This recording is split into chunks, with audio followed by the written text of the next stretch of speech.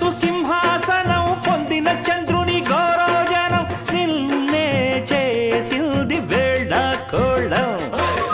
ఎక్కిన మదం దిగిల్దిగా తగిన ఫలం దక్కిల్దిగా ఏమైపోయింది గర్వం త్రిమూర్తులే